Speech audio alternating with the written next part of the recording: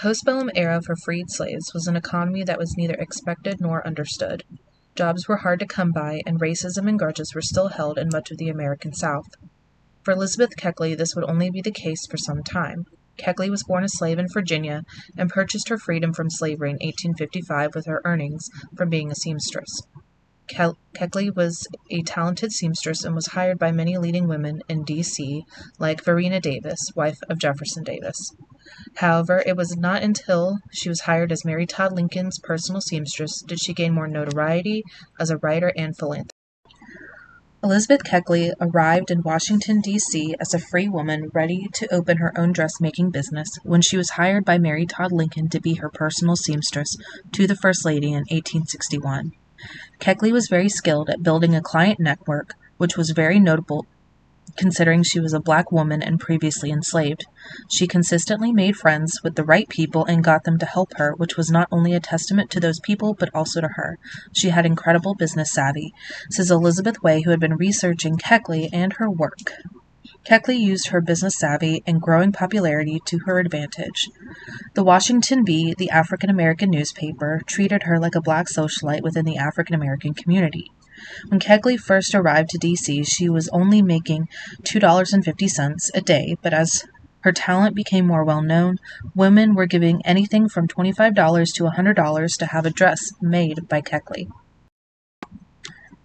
Keckley's memoir, Behind the Scenes, or 30 Years a Slave and 4 Years in the White House, describes her experiences as a slave and her career as Mary Todd Lincoln's dressmaker, where I stopped for 6 weeks attempting to realize a sum of money by forming classes of young colored women and teaching them my system of cutting and fitting dresses.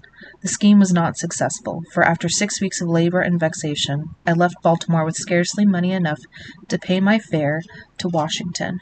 "Can you do my work?" Mrs. Lincoln asked. "Yes, Miss Lincoln." "Will you have much work for me to do?" Keckley replied.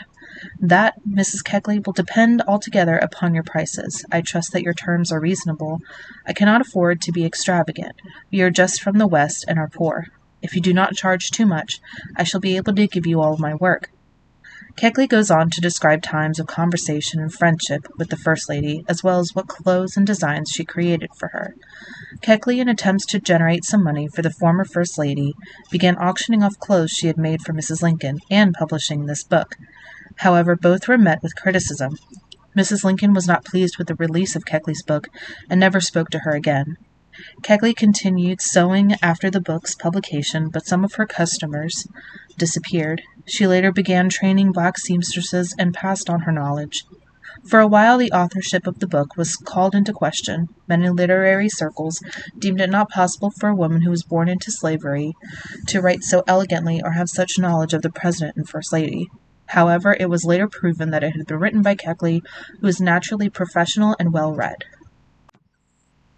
Elizabeth Keckley purchased her freedom worth $1,200 with loans and money she scrounged together from dressmaking.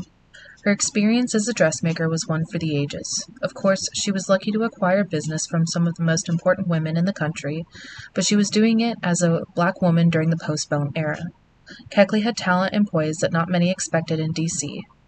When thousands of African Americans came into D.C. during the war seeking refuge, Keckley saw an opportunity to create relief aid. In 1862, Keckley founded and became the first president of the Contraband Relief Association. Utilizing her White House connections, she was able to draw financial and moral support from such prominent figures such as Wendell Phillips, Frederick Douglass, and the President and First Lady.